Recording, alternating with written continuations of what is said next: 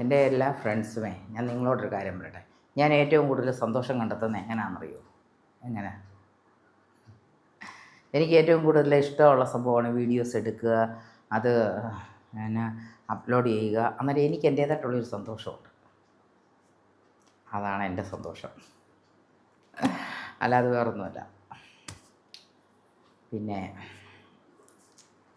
പിന്നെന്താ ഇന്നിനി എന്താണ്ട് അവിടെ ഈ നമ്മുടെ വീടിൻ്റെ അടുത്ത് ഒരു തയ്യക്കടയുണ്ട്. തയ്യക്കടയിൽ ഒരു ചുരിദാർ തയ്ച്ചത് കിട്ടാനുണ്ടേ, അത് വാങ്ങാൻ പോകണം.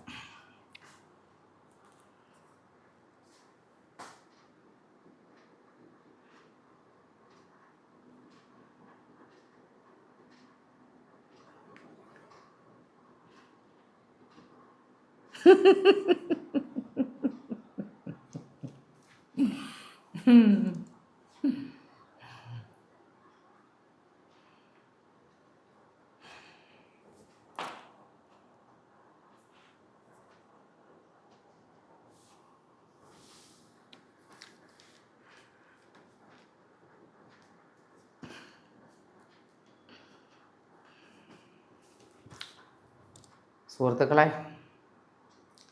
സീരിയസ് ആയിട്ട് ഇനി ഒരു സംഭവമുണ്ട്. എന്താണെന്നറിയോ? കല്യാണം കഴിക്കണമല്ലോ.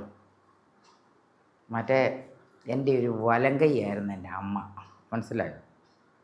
എല്ലാ തരത്തിലും ആ വലങ്കൈ മാറിപ്പോയി. അന്നേരം വലങ്കൈയായിട്ട് ഒരാൾ വേണം ഇനി ജീവിതത്തിലേക്ക്, വേണമല്ലോ. കല്യാണം കഴിക്കണം. നമ്മുടെ ഈ ഫേസ്ബുക്കിൽ നിന്ന് കുറേ പ്രപ്പോസൽ കൊണ്ട് കുറേ ആൾക്കാർ വരുന്നുണ്ട്. ആലോചിച്ച് ചെയ്യണം. എനിക്ക് പറ്റിയ കേസ്, എന്നെ സ്നേഹിക്കുകയും ഒരു നമ്മളൊരാളെ ഒരു നമ്മളിപ്പം അന്യ ആൾക്കാരെ നമ്മളൊരാളെ കല്യാണം കഴിച്ച് കഴിയുമ്പോൾ അവർ ഭാര്യയും ഭർത്താവും. സ്ത്രീകളെ ബഹുമാനിക്കുകയും സ്നേഹിക്കുകയും ചെയ്യുന്ന ഒരു ഭർത്താവിനെയാണ് എനിക്ക് ആവശ്യം. പിന്നെ ആവശ്യത്തിന് ജീവിക്കാൻ ഇച്ചിരി സാമ്പത്തികം വേണം. ആവശ്യത്തിനല്ലേ നമ്മൾ ജീവിക്കണമെന്നുണ്ടെങ്കിൽ സാമ്പത്തികം ആവശ്യമാണല്ലോ. അതുകൊണ്ട് ഓവറല്ല, ജീവിക്കാൻ വേണ്ടി. അങ്ങനെയൊക്കെയുള്ള ഒരാളിനെ കണ്ടുപിടിച്ച് കല്യാണം കഴിക്കണം.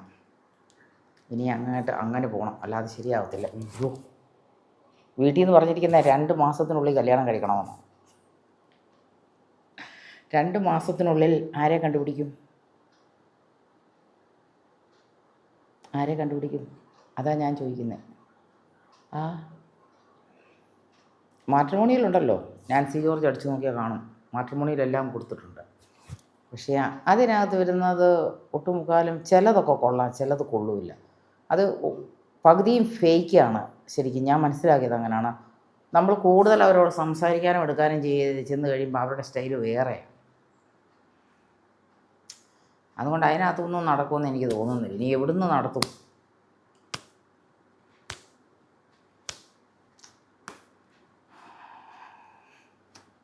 ഏതേലും കല്യാണം കഴിക്കണമല്ലോ, അല്ലെങ്കിൽ നമ്മുടെ ജീവിതമേ കട്ടപ്പുകയാവും. ഒറ്റയ്ക്കുള്ള ജീവിതം വളരെ ബോറിങ്, വളരെ ബുദ്ധിമുട്ട്.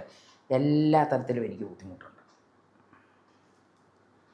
അന്നേരം കല്യാണം ഒരു അത്യാവശ്യ ഘടകമാണ്. എത്ര വർഷമായി ഒറ്റയ്ക്ക് ജീവിക്കുന്നു, ജീവിതം ഇല്ലേ?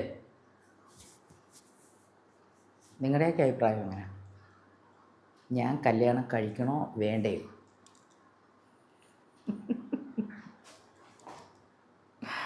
വീഡിയോസൊക്കെ ചെയ്യാൻ, ഞാൻ ചെയ്യുന്ന വീഡിയോസൊന്നും ഓവറല്ല, എനിക്ക് തന്നെ അറിയാം.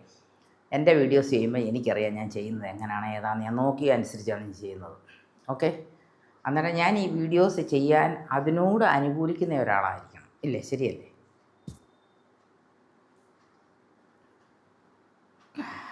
അങ്ങനെയുള്ള ആളിനെ കണ്ടുപിടിക്കണം.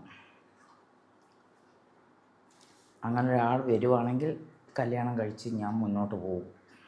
എന്നാലും വീഡിയോസൊക്കെ ഉണ്ടാവും. Okay, bye bye.